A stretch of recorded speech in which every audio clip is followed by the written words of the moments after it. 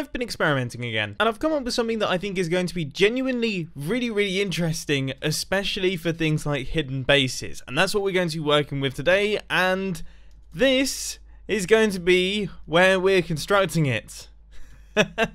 Yeah, I mean, you guys know me, I kind of like dirt huts, and this seemed like the perfect place for it. I'm assuming that most of you aren't convinced at this point in time, but trust me, there is method to my green top madness. I want this place to look as abandoned as possible. I want it to look like a base that's been played in for maybe 10 or 15 minutes and then left alone, so any player that's walking past will just assume that there's nothing special on the inside of here. And even if they do come in, maybe they find some half-decent resources, but they're not going to think that there's a multi-story gold mine underneath it. Now, I know what you're thinking. For a mini hidden base, this looks like quite a big area. I would have to agree with you here, but I've cleared out this space just in case we need it for some of the redstone. I don't think we're going to use all of it. At least I hope.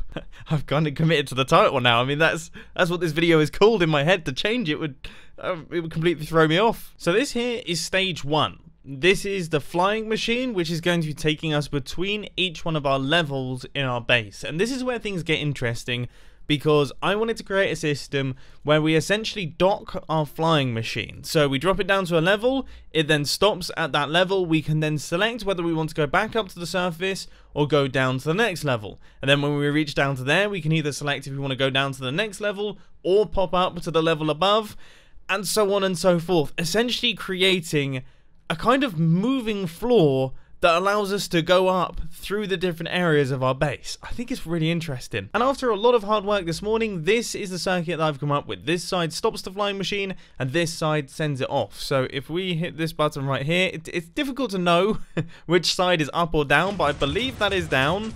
That will send it down to the bottom here, and then if we shoot it back upwards, you can see it will get stopped by our machine, and then when we hit this button, it will send it upwards. How cool is that? Now this little circuit right here has been the bane of my life for probably about 4 hours today. It's me trying my best to put both of the stations into one side, as opposed to having 2 stations. This is the best I could do. It's bulky, it's horrible, and you still need immovable objects on the other side, which kind of renders it a little bit pointless. So, you know what? I think there's only really one thing for it. I mean, that is just, it's got to go. Anyway, back over to the good double-sided design now. There'll be more info on that towards the end of the video. So for those of you who are interested in constructing something like that for yourselves, then that should be good for you. Anyway, I'm just in the process of creating our first little dock. I'm thinking we have 3 layers to this little mini, in inverted commas, base here. And I say that because, well, this block here represents the bottom of floor number 2. So we have a whole... We're actually going to need more space than I expected. Anyway, let's see if our little system is actually working. So if we hit this button right here, this should send it up to the surface. So that is now flush with the floor of our little dirt hut. Obviously, you know, it's not very hidden because of the surrounding glass, but eventually that will be completely concealed. And then if we flick this lever right here, that should activate the observers and actually drop it down, taking us through into the beginnings of our base.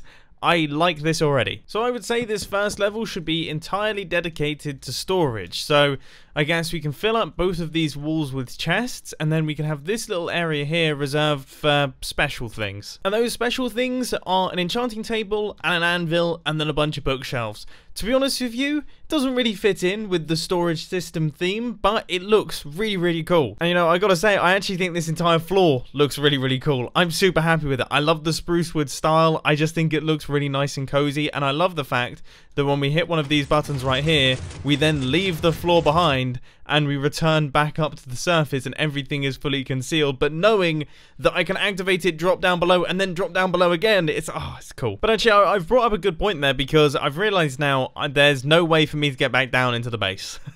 I haven't actually hooked up any form of activation system. So what are we thinking here? We thinking redstone torch keys? We thinking items?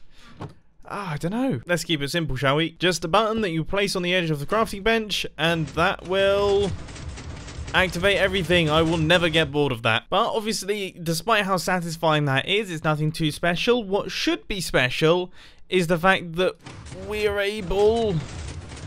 Well, that hasn't exactly gone to plan, has it? 20 minutes of head scratching later, I've found the culprit, so now we can actually go down to the next level, which, as I say, Oh, that is cool, isn't it? That is more than cool. And then if we hit this button, we make our way up to the previous layer. I like this a lot. I also like lanterns a lot. I genuinely have never used these before. This is my first time placing them, and they look pretty cool. Anyway, this layer here is going to be dedicated to my villagers. So this is going to be a small little villager trading hall. I wonder what we're going to get. Nothing exciting. Okay, I'll run through some. That's a little bit more like it if you're asking me. Efficiency 5, and then we also have Depth Strider 3 over here, both of them locked in. I wouldn't mind having these villagers myself on the Hermitcraft server. Over in this little space here, I thought it would be a good idea to add in storage for paper, sugarcane, books, and emeralds, because we're going to be getting plenty of those from the villagers.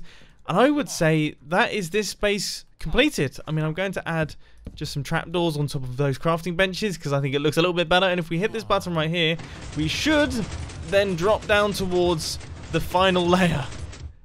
There we go. Okay, so this is where it's going to be. As you can see, we have got quite a lot of height to this thing. But there is a slight issue. I was originally going to put a bed down on this layer, but then I realised if I respawn, I'm then stuck down at the bottom here. Not great. But then I had an idea. Inspired by the puppy that is currently gnawing my feet, I thought I would get myself some pets. So we've got Kubo, that's my puppy, and then we also have Benji, which is my old cat that is currently at my mum's house, but still technically my cat. So Benji, meet Kubo. They've never actually met in real life, and I'm kind of concerned. More for Kubo. Benji is vicious. Correct me if I'm wrong here.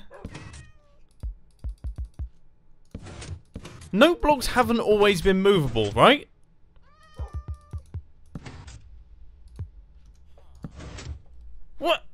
What? That was the sound of my brain just not really knowing what to do with this information.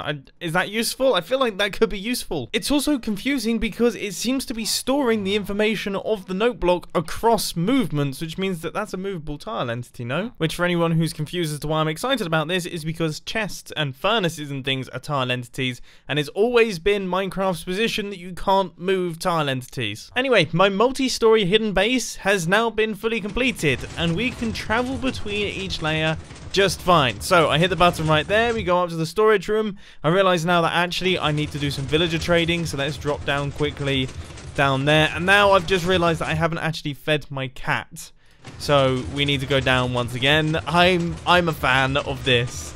I'm a huge fan of this. It's so satisfying. And of course, once we're done in here, all we have to do is hit this button, and there we go. Everything is flush with the floor. We can just, you know, pop outside.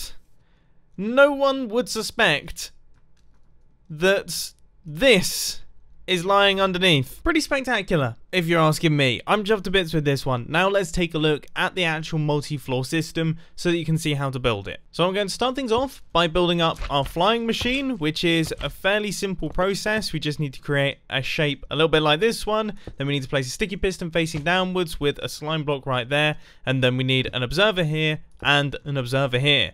That is all of the blocks for the flying machine. Then for the modules, we just need to make sure that we have both of these blocks right here, because these are the blocks that are actually going to be stopped by the redstone system. Now to build up our stopper module, all we have to do is place in an observer, and then we need to place a regular piston here, a regular piston right here, and then we also need to place another regular piston just down underneath like this. So that observer right there is going to be detecting this block, and then these pistons are going to be trapping that block in place, essentially halting our flying machine. So if we place in a sticky piston right here, then we're going to have the redstone run down like this. We're going to have a repeater running it across into a block with redstone dust on top.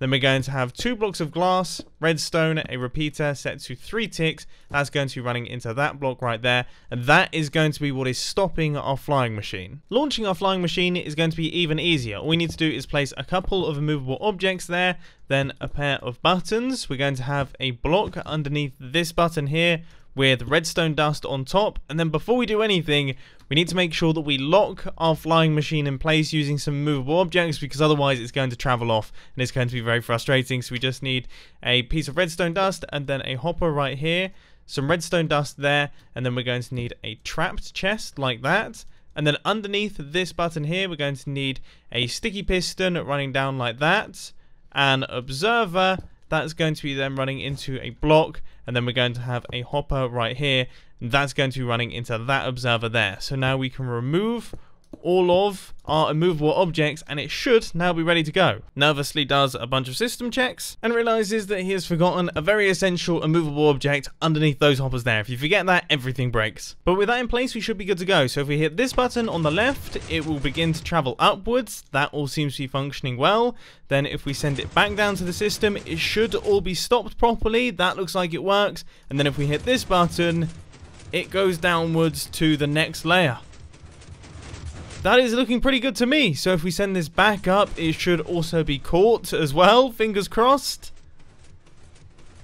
Nice. So there we go. That is how you make these little docking stations for your flying machines. But anyway, I think that's all I've got time for today. I hope that you enjoyed the video, and I'll catch you in the next one. See ya. Or not really. I mean, you know, I'm still here. This is kind of like this outro is always like an awkward goodbye, where you say goodbye to someone, but then you're going in the same direction. So then you're like, oh yeah, see you later. And then you're walking alongside them. And it's like, ah, okay, we've got to continue this conversation until I can say goodbye.